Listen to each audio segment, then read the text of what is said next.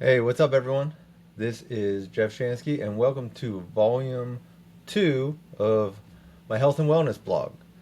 So, what we're going to cover today is something that we've all been through, which is you want to get healthy, you want to change your habits, but you have no idea where to start.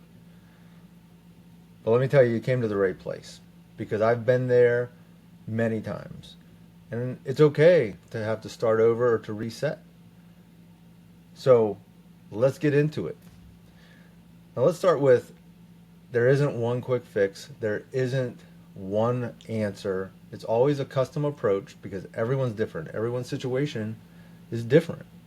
So whether that's with your nutrition, your fitness, your stress levels, there's different places to start. So what I'm going to do is go through where I would start in order, but you can always take any of these tips and just get started because the key is getting started and not waiting for perfection. This is never going to happen. So if you're over 45, like me, I just turned 50 in May. So I'm part of Gen X. If you are sick of looking and feeling bad, thinking that there's no hope, you're just because your parents ended up being old and getting sick, that's your lot in life. Well, that is not true. So let's get into what's going to change your life. And this first one may not sound typical of what you hear on podcasts and vlogs. But really, the first step, if you haven't done it, and I know a lot of guys, a lot of my friends don't do this. So, step one is to go get a physical. Go get an annual physical. Go to a doctor. If you don't have one, you can find one. Go to a primary care physician. Get blood work because really, blood work is like your report card. You're going to need to know where you're deficient. You're going to want to get your blood pressure checked. So let's start there. You get your blood work. Tell the doctor you want as much as insurance will cover. Generally, doctors will only take a few markers, right? If you're lucky and you're a guy, they'll take testosterone, total testosterone. They'll take cholesterol, which is important. They'll take vitamin D generally. But you want them to write up as much as possible that insurance will cover. And if you have questions on that, just send me a message on Instagram. I have a list of the minimum that you should really be able to get with insurance. You can also go outside of the doctor. There's plenty of different companies that will do thorough blood work, but really that is the key. You want to start with a physical. Make sure your heart is healthy. Make sure your blood work is good because that's going to really give you a starting point if any of that is lacking. Because the last thing you want is to go to the doctor and then have them put you on medication or worse, which obviously we don't want to get to that point, right? So once you get over 40, it becomes more about health, right? You want to look good, of course. You want to feel good, which is very possible. I feel better at 50 than I did at 30, which is starting with going to get a physical, blood work at least once. But for some reason, there are guys that just don't do it. I don't know why. I don't know if you don't want to know, but listen, you need to know. So go get that done. Now, they'll tell you what the results are, of course, and if they're not good, then they may opt to put you on medication. At this point, you want to listen to the doctor, but then you want to make sure you're ready to get into a physical program, hopefully that really is based around weightlifting. Weightlifting is not specific to just looking good. Now, in your 20s, it was, I'm sure. Teens and 20s, looking good. 30s, you want to try to hang on to what you think is, you know, the last of you looking good, which is not true at all. But then once you hit 40, once you hit 50, it starts to actually benefit you in other ways, which keeping muscle is really the fountain of youth. So we'll get into that here in a minute. When you're at the doctor, you want to ask for a sleep test, so sleep apnea. Even if you don't think you have it, or even if you have mild, what they call mild sleep apnea, it could be completely causing a majority of your problems. If you feel tired and lethargic and brain fog, it could very well be your sleep.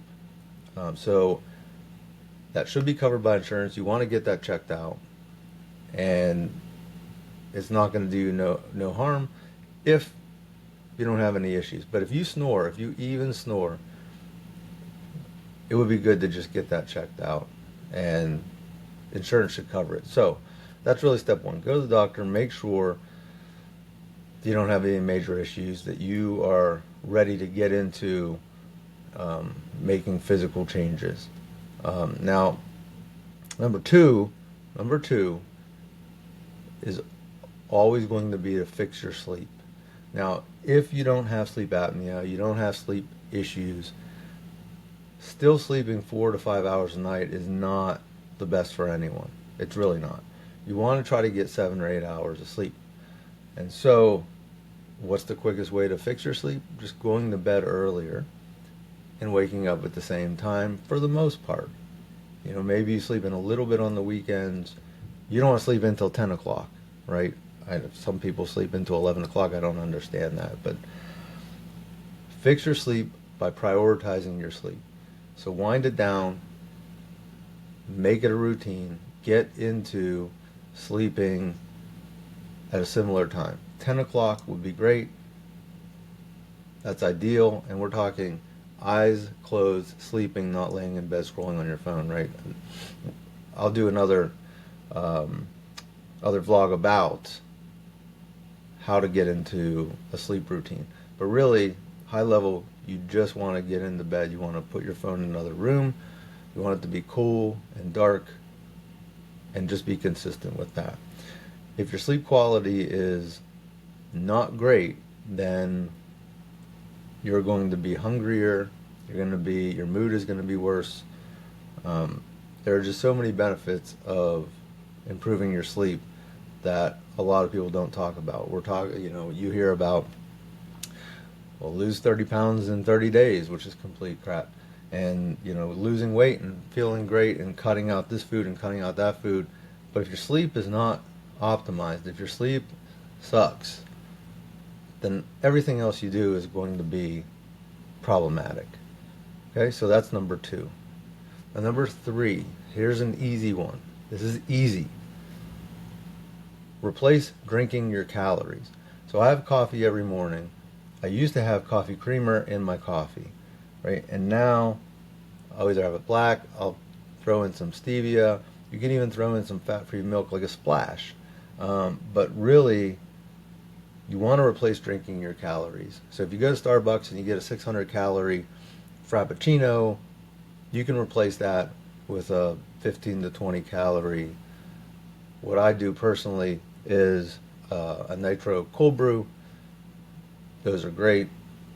You really don't need any sweetener. They taste good. But that goes for anything.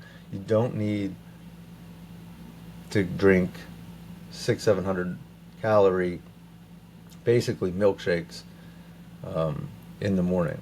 Now that goes for pop, which also, if you're not from Pittsburgh, it's soda.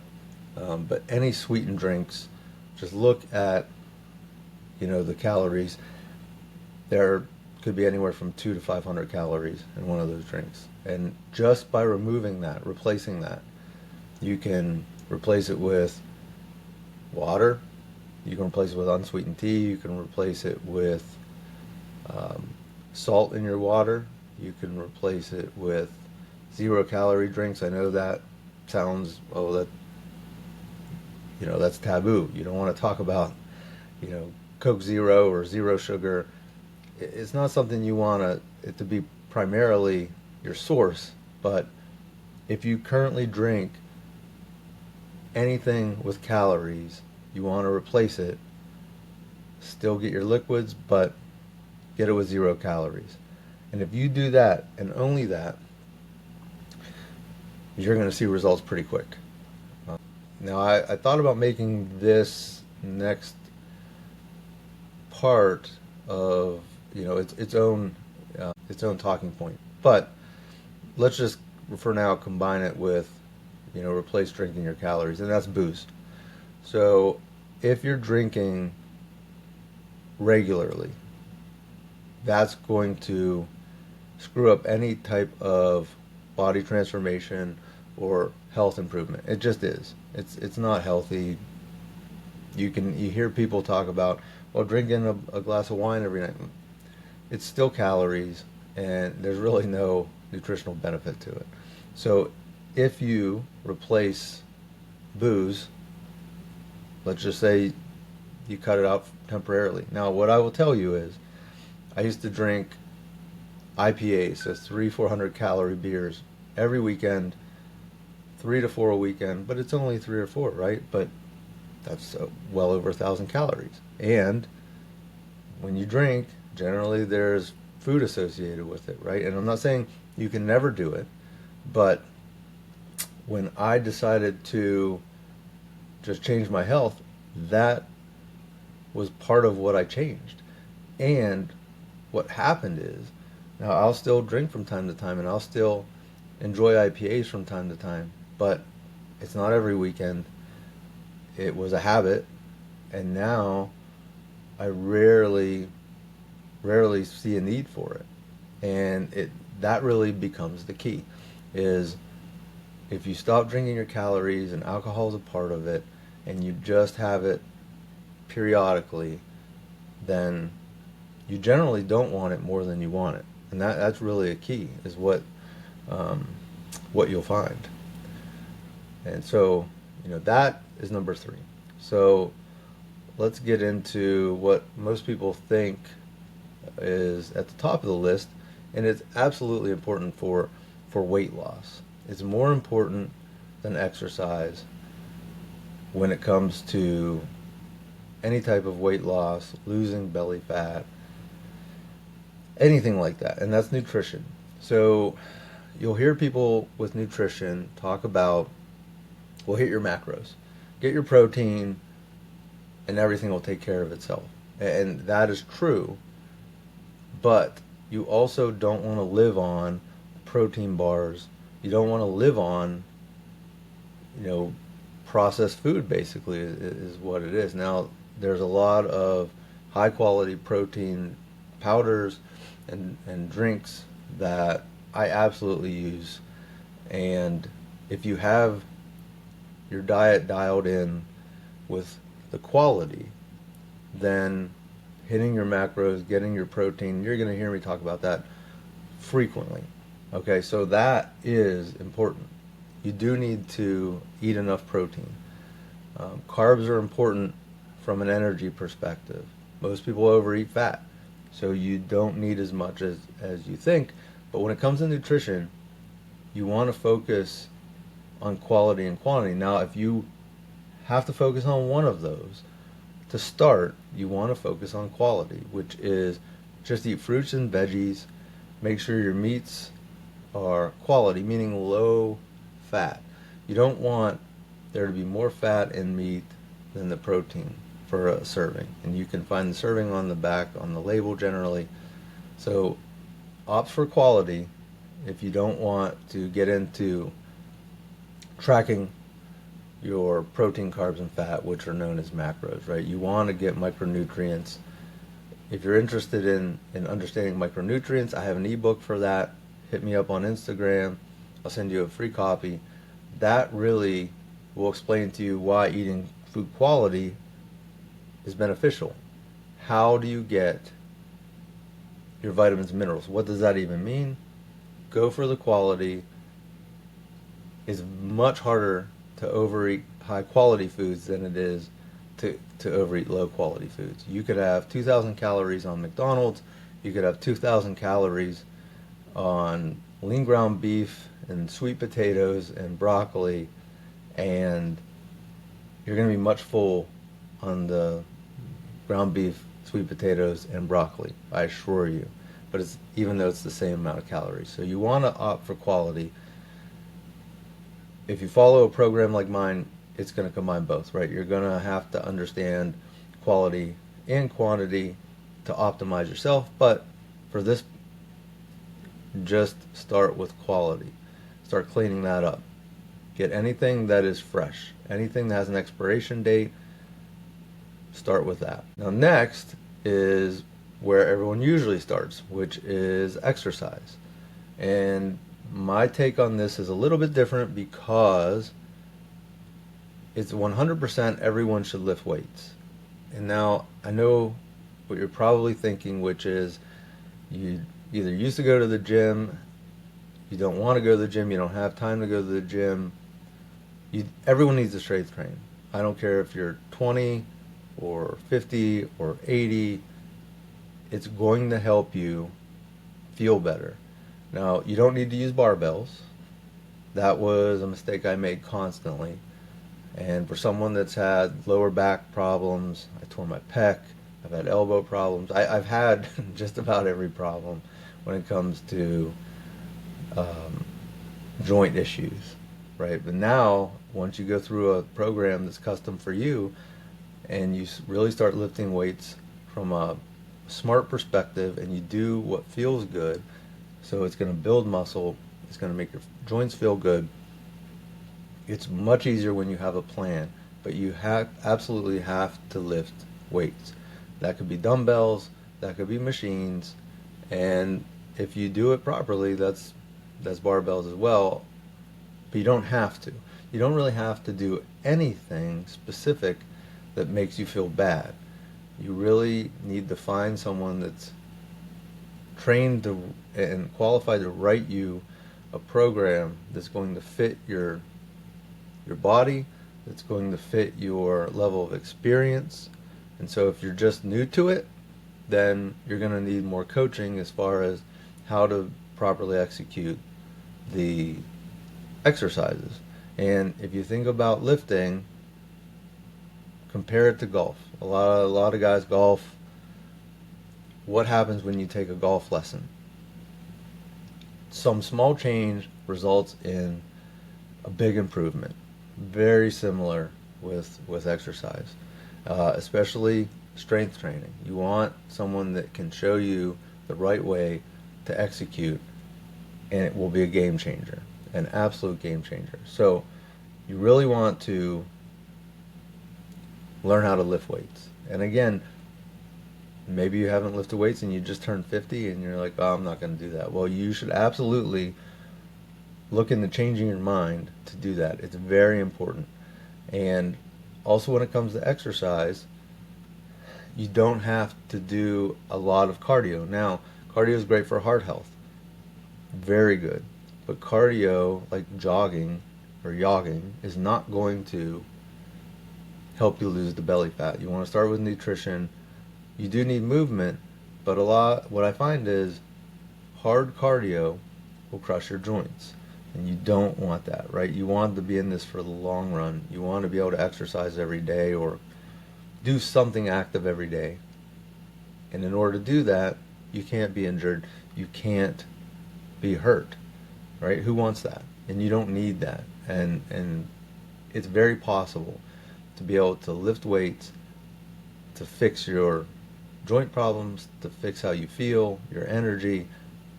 And muscle really is the fountain of youth. And I'll say that over and over and over again. So here's a tip as far as what to look for in weight training. Nothing should last more than 45 to 60 minutes. You don't have to lift 7 days a week. It really should be 3 to 5 days. 4 is my sweet spot when it comes to lifting. And if your program calls for high reps, like 20 to 30 reps, it's much easier to do, say, 6 to 8 great reps than the possibility of doing 20 to 30 great reps. It just is, right? The likelihood of you screwing up on 20 to 30 reps is much higher, right? So why take that risk? So, look for a program that's 45 to 60 minutes, 3 to 5 days a week, 8 to 12 reps, 2 to 3 minutes of rest. If someone is saying, hey, don't take any rest, or rest 30 seconds or less, that's complete garbage. It's going to run you into the ground. You absolutely don't want to do that. And so that's what to look for when it comes to strength training. Now next is, and this could be at the top of the list because it's easy to do. Everyone, for the most part, can do a little bit of it, if not a lot, which is walk more. You really want to move, right? So we're talking about movement, and we're talking about normal leisurely walk, right? If you have dogs and you don't take them on walks, you need to start taking them on walks. If you get a 10-minute break at lunch, take a walk. You need to move. There's no reason to sit in front of your computer if you don't have to. Move any way you can. You can get an Apple Watch, a Fitbit, you can get a pedometer, see where you're at, baseline where you are for a week, and then add 1,000 steps per day to that. So if you're only at 3,000 steps, your goal is 4,000. Start there and then work your way up. See how you feel. Studies show that 7,000 steps is really, for most people, the sweet spot to extend their life. So you're finding that it will help you live longer and live better. You just feel better when you walk and you just move around. It doesn't take anything. We're not talking about hard cardio. We're not talking about sprints. That's different. But from just a movement perspective, figure out ways to incorporate more steps into your day. Park farther away in the parking lot. However you can get steps. Take the stairs instead of the elevator. There's a ton of suggestions, and if you need any, again, just hit me up on Instagram. I'm happy to help, but this really should be at the top of everyone's list. And then finally, find ways to lower stress. If you are exercising 7 days a week, you're not getting any sleep, you're eating fast food, it is going to come crashing down. It will absolutely catch up to you. If it already hasn't, it will. Remember, there is a minimal effective dose, is what they say, right? And that could be anything. You could drink too much water, right? Anything. You could sleep too much. You want to do what's the minimal for you to be effective. It's why if you take medicine, you can only take a certain amount, right? If it's a tablespoon, you're not going to take 5 and it's going to help you. It's going to actually hurt you. So figure out ways to lower your stress. This could be only 5 minutes of meditation. It could be, after the gym, go into the sauna. It could be buying a sauna or getting one of those portable saunas. It could be, going out in nature. If you're fortunate enough to live where there's good weather, just going out for a beach walk, going out in the woods, fishing, going to hit golf balls, as long as you don't get upset at yourself if you're having a bad day. But take time for yourself, slow down, figure out what works for you. Get a massage. A lot of guys are like, I don't know about that. I'm telling you, it helps. It absolutely helps. If you do this consistently, you'll see that there are big benefits to relaxing and recharging. And so doing some of these, or really starting with all of these, is going to be a way to get started and really stay started. If you feel overwhelmed, hit me up, because it really depends on you where you should start. If you had nowhere to start, and I would go down the list, right? Just schedule a doctor's appointment. Put this on pause and call your doctor, schedule an appointment. But do it. Take action. That really is the key. You want to take action. If you just listen to podcasts and read books, but you don't take any action, take it from me. I did it for years. You're not going to make any progress. So that's really the most important advice, is take action. Start now. Just think about 2 months from now. If you think about 2 months ago, 60 days ago, what were you doing? Did you do anything different? And if the answer is no, you're still in the same place. So just start now. And it doesn't have to be perfect. Don't let perfection get in the way of progress. I hear that all the time with my career, and it's very true. You want to take calculated risks, which is why you want to go to the doctor, make sure you're healthy, and then start making small changes. Start taking a walk. Tell your spouse, your significant other, let's start taking walks. Let's schedule it. Schedule it at the same time. There's so many steps you can take to improve your health mentally and physically. But remember, health is wealth, right? If you don't have your health, that's all you're going to focus on, trying to get it. So you don't want to get to that point. Don't wait until you've fallen apart. Start now. If you are interested, I have one-on-one coaching programs that digs much deeper into these pillars, and we work out custom approaches for everything from a health and fitness perspective, hold you accountable. You have like-minded people that are trying to improve themselves and be the best that they can, and this will absolutely take you to the next level. But if you're not ready for that and you just want to make some small steps that make a big difference, then go back and re-listen to this, write it down, and then I'm curious, hit me up on Instagram, send me an email. You can reach me at Instagram, Jeff Shansky, and email is jeff.shansky.wellness@gmail.com. So hopefully this was helpful. Please let me know in the comments if you have any questions or just feedback in general. I'm curious to know if this helped, and that's what I'm here for. I'm here to help and improve your mental and physical wellness. Till next time, see you soon.